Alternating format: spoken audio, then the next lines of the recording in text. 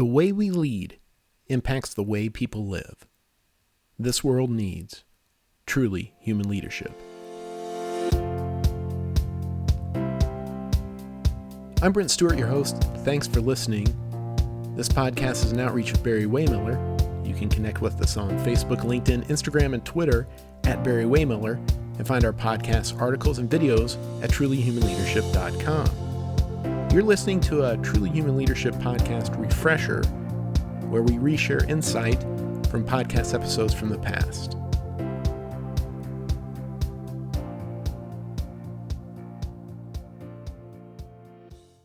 We've talked about how many of the principles of leadership that we try to teach internally at Barry-Wehmiller and try to preach externally through channels like this podcast have been incorporated into educational systems. Harvard Business School is teaching a case study on Barry-Wehmiller. Our communication skills or empathetic listening curriculum is being used in high schools in Texas.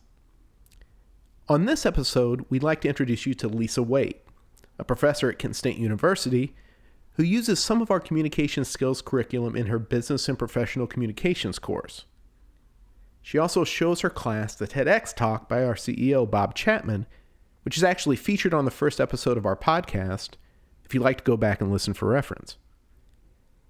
Lisa will talk about how she came upon Barry-Wehmiller, and she'll tell you about a series of letters she recently sent Bob Chapman, but she'll also talk about how empathetic listening is making a difference in the lives of her students at Kent State, and how it is helping to shape a different way of thinking in the minds of these future leaders.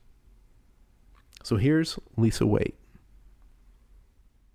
So I am a full-time resident faculty at Kent State University. I teach communication studies with a key focus on organizational communication and culture.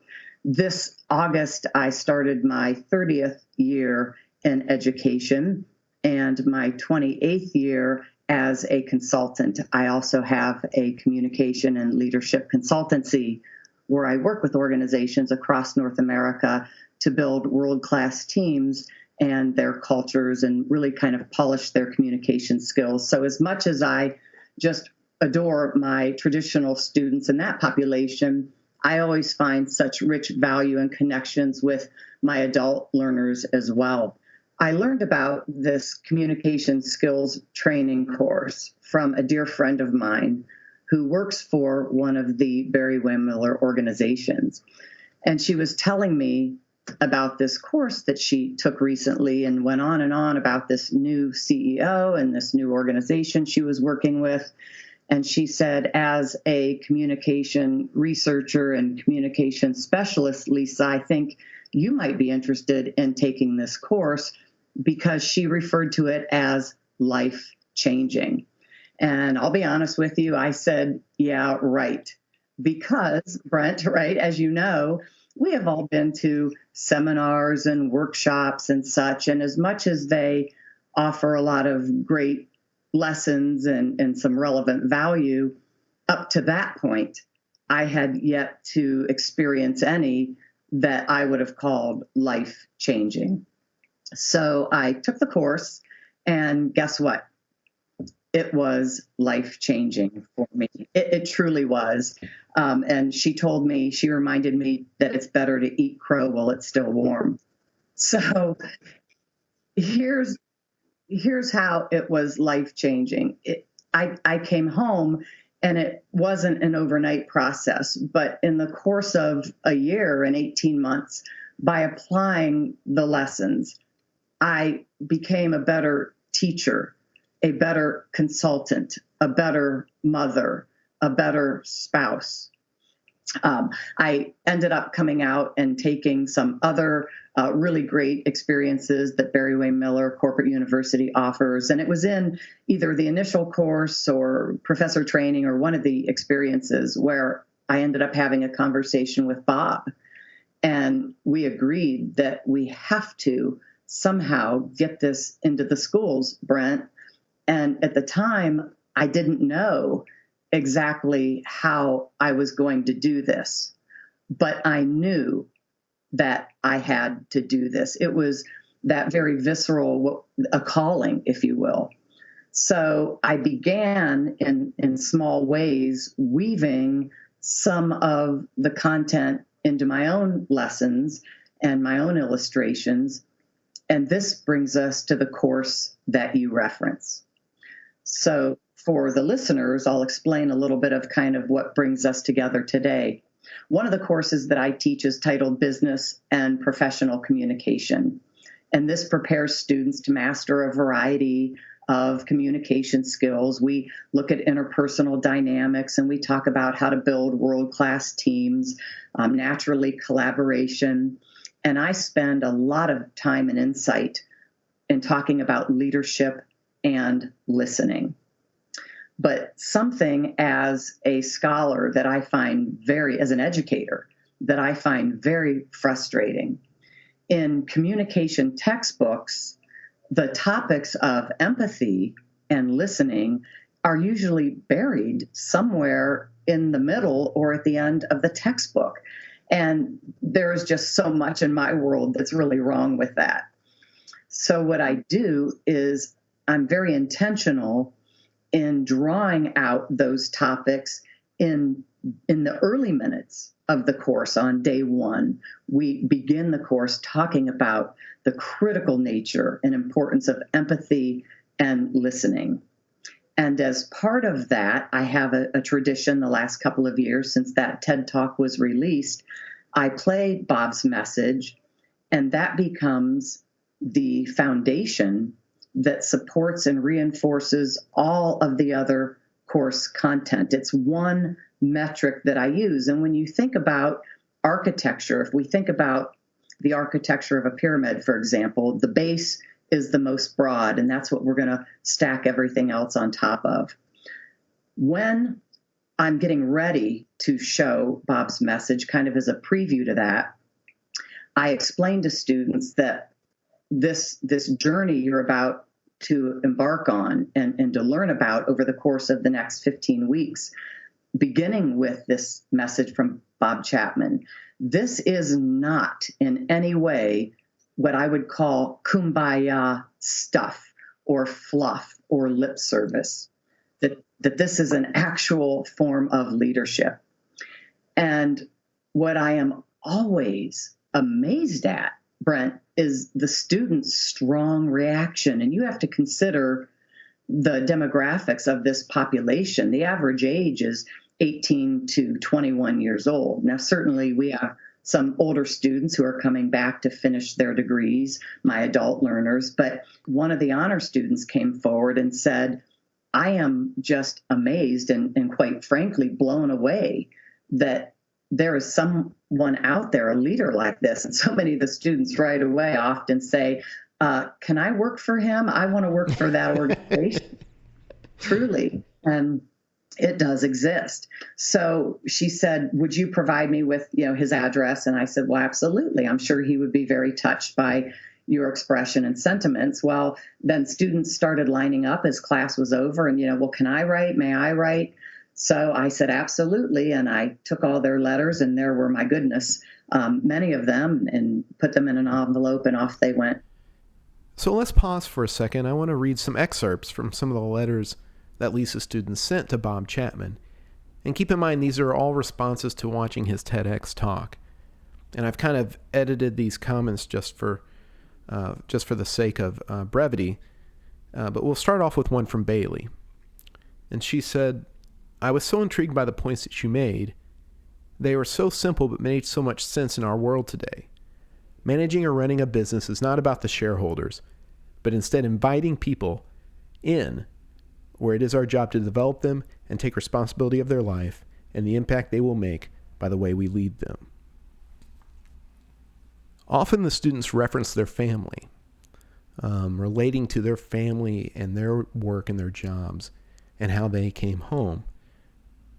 Lauren said, while watching and listening to how many people truly do not feel appreciated at their job, I find this a sad reality. In my previous jobs, I felt that way at times and ended up leaving. My dad used to work for the housing authority, and they took full advantage of him and did not care how he was feeling or what his thoughts were, so he ended up leaving as well after 23 years. When people are around others who trust them and want to hear them out and engage in ideas, and problem solving, this creates a dynamic of happier people. In my workplace, I see people who get shut down at work every day and get treated as if they were nothing at all. It takes a lot for people who are in charge to realize they should not just be barking orders and thinking they are the only one who is right. Taylor said, "I think the need to feel valued is a universal feeling that everyone can relate to. I also think that as much as we may not want to admit it, our work lives carry into other aspects of our lives like friends and family. If you aren't happy at work, you're most likely coming home frustrated and ready to take out that frustration on the people around you. I thought about my dad the entire time you spoke of this. He does not feel valued and appreciated at his job and comes home frustrated and worn out most days. I think the kind of work environment you offer to provide is very inspiring for college students like myself, who are wondering what in the world we have to look forward to when we see our parents struggling in the jobs they hate." And then other students talked about their own work experiences. Kaylee said, "I have been in the service industry and have frequently felt my efforts go unnoticed and very much unappreciated. I make efforts to go above and beyond with customer service and receive no recognition. I have recently received a promotion to be a store marketer in the same company. When taking on this role, I have committed to showing the employees that they matter. I have found through my own experience that when I felt acknowledged and appreciated, I performed better in the workplace." One thing that really stood out for me was when you stated, "We have been paying people for their hands for years, and they would have given us our heads and hearts for free if we would just known how to ask them." I love this quote, because leadership is a quality, and if you recognize people in the workplace, they will go above and beyond for your organization. It amazes me that when you treat someone with respect and listen to their views, it changes the whole person.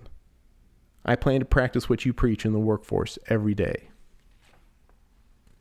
And Anthony said, "One of the major things that stood out to me in your TED Talk was about value and appreciation. One thought you expressed that spoke to me was that you can do 10 things right and then do one little thing wrong, and the wrong becomes the focus. I can share an example that happened to be at my current Finish Line store. I met my sales goal every day last week, and my supervisor focused on some minor issue that really did not matter." Another point that you made in your TED Talk that stood out was about recognition. "I've been recognized at a prior Finish Line store once for doing a good job. We were $225,000 up on the year in sales. Our manager gave each one of us a can of shoe protectant. It was a good feeling to be appreciated." And Elijah said, "I've always felt in my work experience a lack of significance and value to the organization as a whole. It's funny, a lot of jobs that I have worked where I punched the clock, we were always given a number, and that to me felt like I was just another number in the system. Even when I ventured into corporate, my contributions were measured by a metric and performance. If I wasn't selling anything, I didn't matter and could be easily replaced." And I like to end reading some excerpts from these letters with a comment from Sarah. And she said, "I feel like this semester I am being reminded often of my call to love people. This speech of yours is an instance of that. Everything we do leaves a mark on people. We as a society desperately need to never lose sight of that concept of love and kindness." Those are just some of the things that Lisa's students said after watching Bob Chapman's TEDx talk. And so now we'll hear more from Lisa about her experiences with the students in her classes.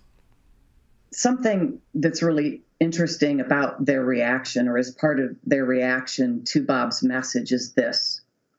Almost every student, Brent, in my class has told me, not just this class, but every time I teach the course and they see this. And let me just pause for a moment. I also share this a good deal in a number of my corporate training experiences. And what the students and my clients kind of express is that I've never learned to really have these kinds of conversations, especially the students. I never really learned about emotions or how to talk so openly about failure. And that piqued my curiosity, and I wanted to dig in to some of the research. And there are some very credible studies out there. Stephen Beebe and Joseph DeVito and others talk about the fact that these students in this generation are using technology for virtually everything. So for many of them, very hard face-to-face conversations that include listening and empathy they find it very awkward and intense. But what we're finding is it's not their fault, but it is their circumstance. Let me say that again. It's not their fault, but it is their circumstance, because as much as technology gives us more ways to communicate, it also creates more ways that we're misunderstood. And that frames the first part of the lesson. So Bob talks about this awesome and profound responsibility when we are called to be leaders and how we are entrusted with the lives of others. And I talk about role models and who are we considering and looking to as role models. I was blessed to have great parents, but I tell my students and my clients that just as it can be dangerous to parent as you were parented or teach as you were taught, it can be very dangerous to lead as you were led. And Bob talks a lot about this in his book, Everybody Matters. There are a lot of bad leaders out there, Brent, but my experience is most of these are very good people. They just have unfortunately not had the role models or the privilege and the opportunity to work for caring leaders. So when we watch Bob's talk, I pause and we engage in a lot of wonderful conversation. But one of the lessons that I try to impart is how, as a future leader, how do you want to speak to the world, and how do you want the world to know you? And also to point out, as Bob does, and as I learned in my Barry-Wehmiller course, being a leader in an organization does not have to imply that you are the CEO or a person, in authority. You can be an entry-level employee with an organization for just a few weeks and demonstrate leadership. And also to note, and this is really important, that we are not just leaders and using these great skills of listening and empathy in our organizations. We are leaders in our places of worship. We certainly are leaders in our own homes. And many of us, Brent, are leaders in our civic purpose and in the ways that we serve the community. And all of this, of course, is encompassed in what we call the servant leadership or the servant orientation. And here's the really critical piece for anybody in education or in corporate education. As we reflect on this, I found it very important to share my own limitations and how I was learning about empathy and teaching about empathy. And this was one of the big changes in my world when I returned from the course, was how I was talking and interfacing with people and teaching about listening and empathy. And we need to do a better job of calling leaders and educators out of that, the ivory tower, and being able to talk about our own imperfections and our own limitations. Because my experience and what I have found, Brent, is that it then gives students and clients permission to fail and permission to learn by revealing their own imperfections. So that's kind of the second part of the lesson. And then I call it Bob 2.0. I also include the work of Brene Brown. She has a number of best-selling books out there, but the one that I kind of partner with Bob's book is The Dare to Lead. And not in this course, but in another senior level course that I teach, Bob's book is actually required reading.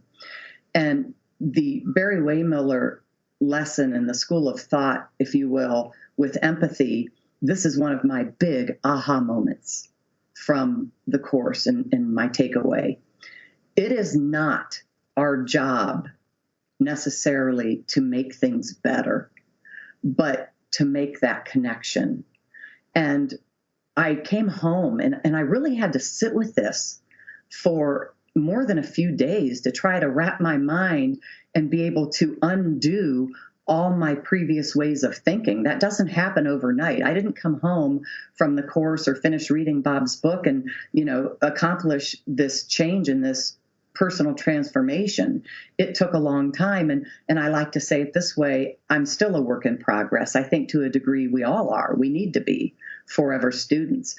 But to go back to this with empathy, it's not our job to make things better, but to connect. And you're not connecting to the experience necessarily, but the person's emotions to that experience. Can I offer an example here?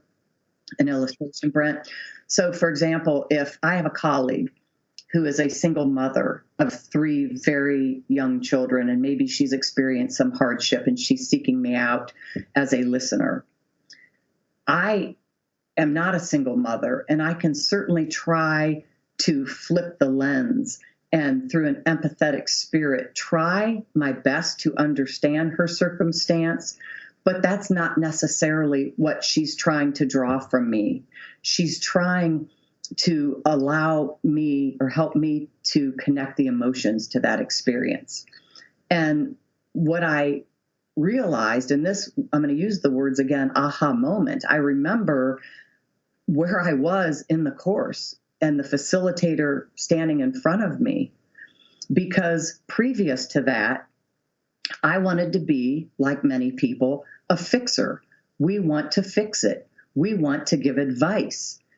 And it's an important action to not do that and to be able to sit in that discomfort with them, what Brene Brown calls sit in the darkness, and not give advice which makes us feel better. And come on, we have all stood in the ashes. We have all been in that discomfort or that darkness where we needed to turn to somebody and receive from them the spirit of empathy and really great listening.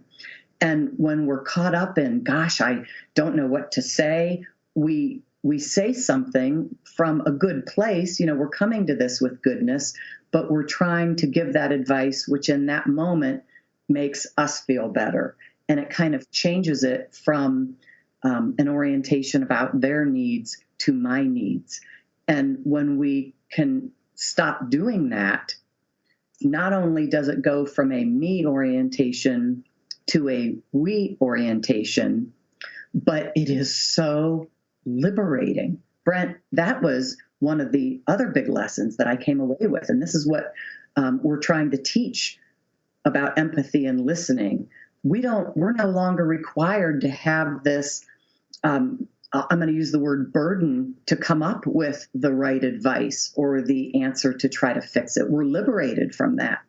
But to be able to reflectively say and be in the presence of that other person and simply say something like, gosh, I don't even know what to say right now.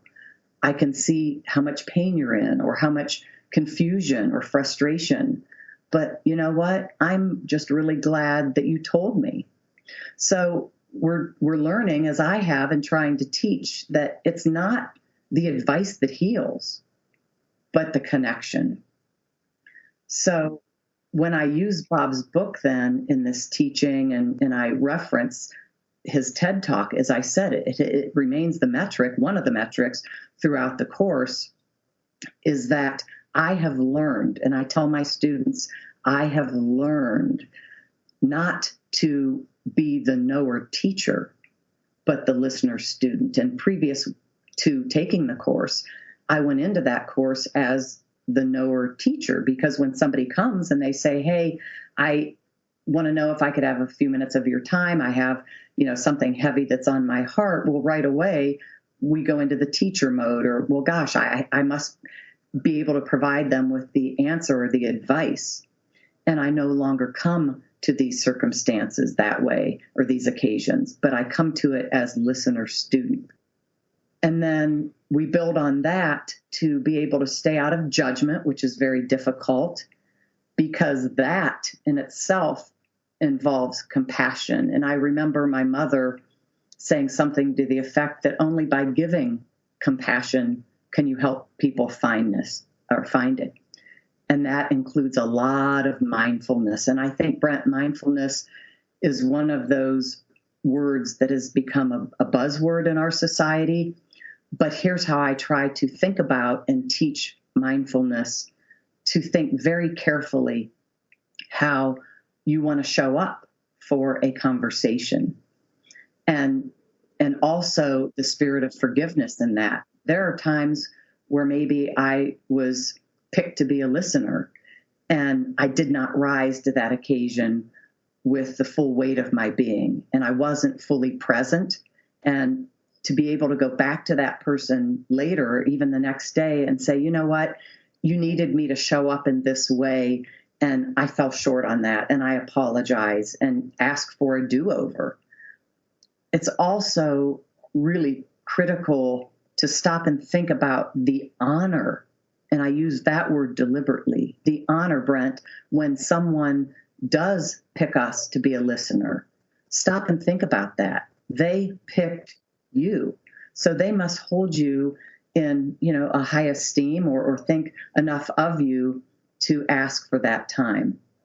So as I kind of round out that lesson, again, not just with an academic population, but with my corporate clients as well, we have to be reminded that all of this takes emotional literacy to become fluent. Brene Brown reminds us of this, to become fluent in understanding the language of feelings. Just like we have to become fluent in learning another language, well, we have to become fluent in understanding the language of feelings. And instead of dispensing advice, to be able to say, I'm really sorry. That makes me sad that happened to you. Want to talk about it?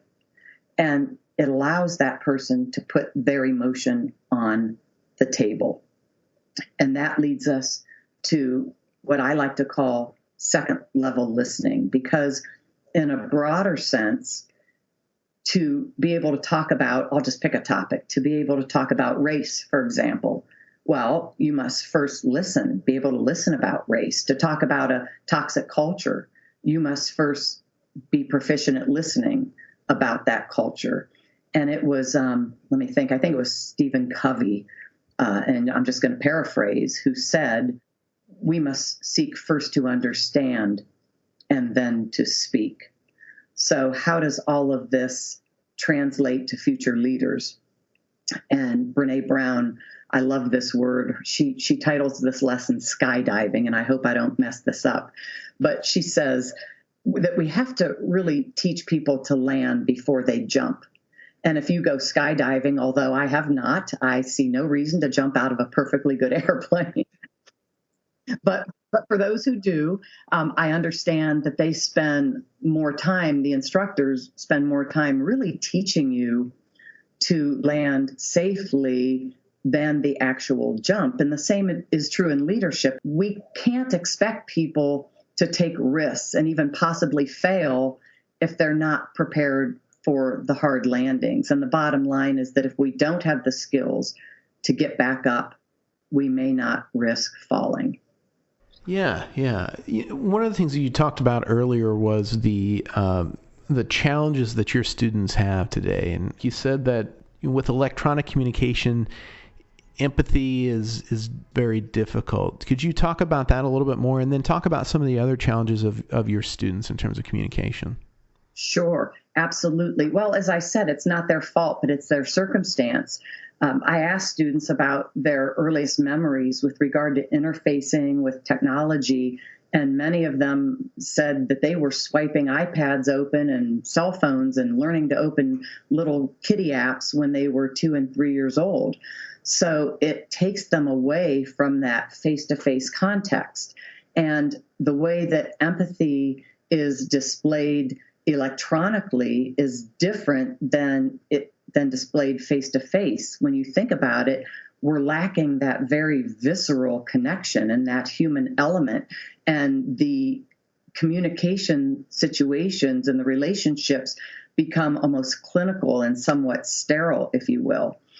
And I know I'm tremendously defensive of my millennials and the Gen Z, not just because I care deeply about their success, but they have experienced, Brent, a lot of communication circumstances and relational circumstances with technology and via technology that we have not.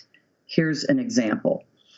Just the other day in class, I was telling my students, you want to talk about empathy? I said, I cannot imagine coming of age as a young adult, thinking back to middle school or high school, which, for so many of us is hard enough, right? Just coming of age. But to have to do it in an era of social media where there is so much bullying and so much negativity, and certainly social media has its place for a lot of great ways that it connects people and has reunited families and such. But the difficulties, because right now we're talking about challenges and difficulties, is that students have, or not just students, but the younger generation, they have really struggled in learning about civility because it's just not being role modeled. It's not being role modeled in schools to some extent. It's not being role modeled in social media and in their peer groups. It's not being role modeled as effectively as we'd like to see it in their workplaces. So they're struggling to make sense of their place in this very, very complex society. But it is through these generations and some of their unfortunate, very negative experiences that they have kicked the door open, if you will, to those of us who need to talk about and really try to prevent any more downfall of civility in the workplace. Because every day, the students who walk through my classroom door, and I hope this doesn't sound corny or cheesy, but that is the future walking through my classroom door. Those are tomorrow's leaders. And I take that as a very, very profound responsibility to get them prepared to go into the workplace and to be our future leaders. In terms of how your students internalize what you're teaching them about communications, is it easier for them to recognize it being an essential part of leadership and an essential part of creating a space where people are valued to lead them? Do you think it's easier for them at this age to kind of soak that up than having gone through a lot of experiences? Well, it can be. And here's why. It's naturally better to correct any kind of a behavior that's not favorable early on when you first catch it.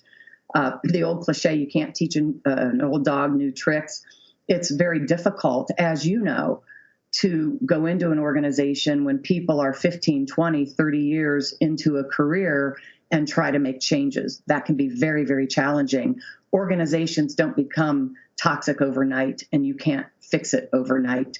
So it is very advantageous to be able to bring this information to these students early in their career paths. And so many, after we watch Bob's talk, will echo a variety of sentiments on different ends of the spectrum. Some students will say, that makes me feel so good right now because I have a great supervisor. I have a great leader.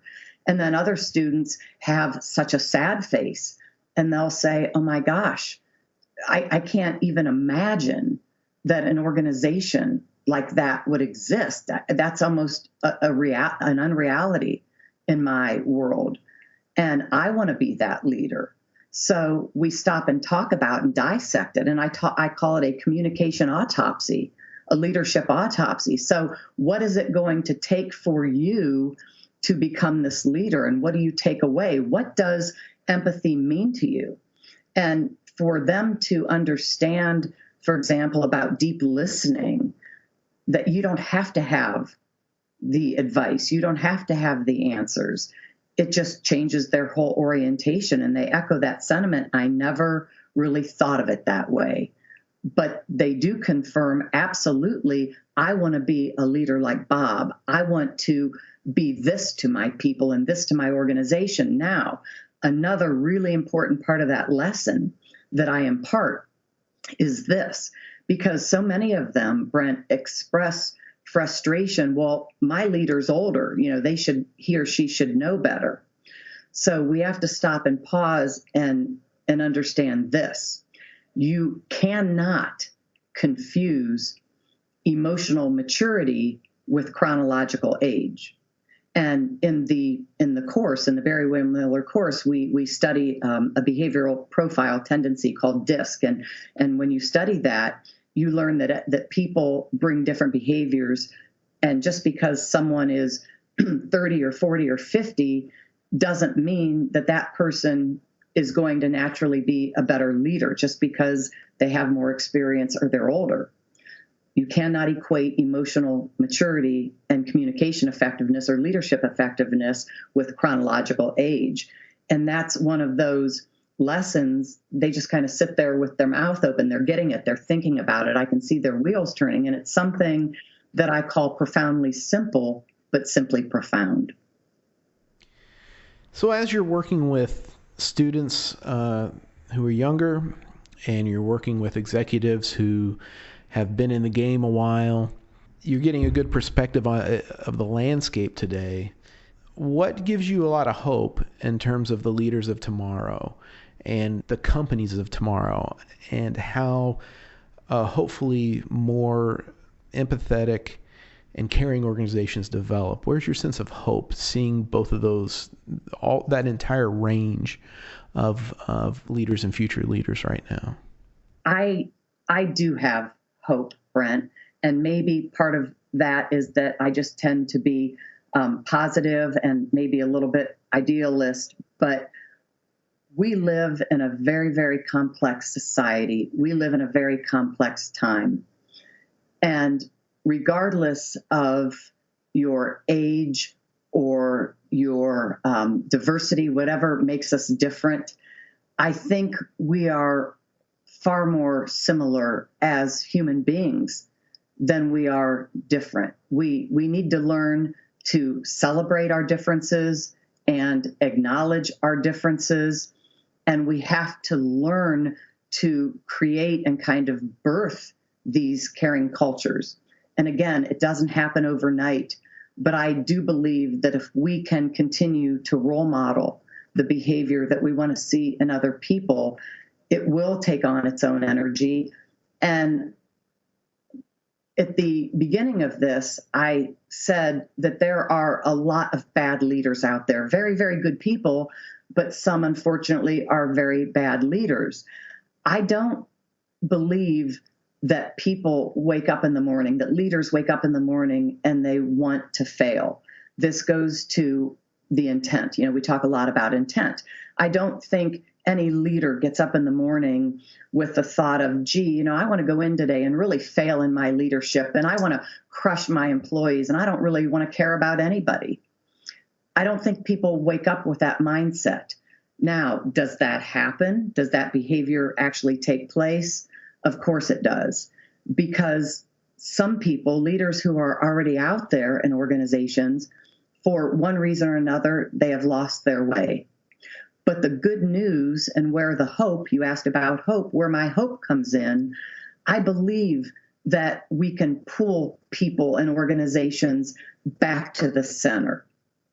And we can't be all things to all people. And I know that Bob often says one of the questions that he's asked most by audiences, people get the message and they might say, Bob, this is great and wonderful and interesting, and I get it, as audiences ask of me.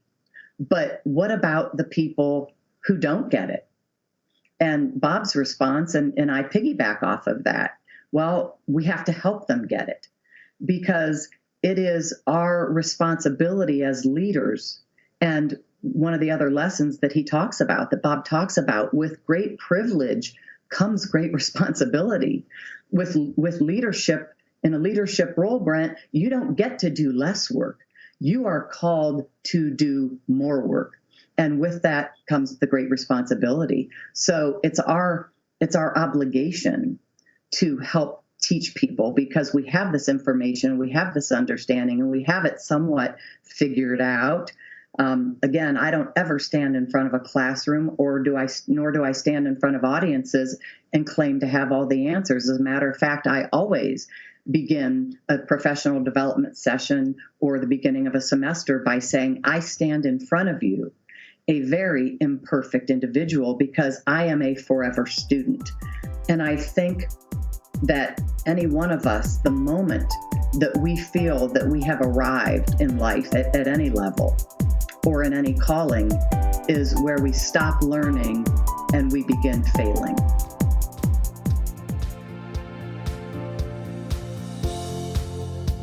Don't forget to find us and connect on Facebook, LinkedIn, Instagram, Twitter at Barry-Wehmiller.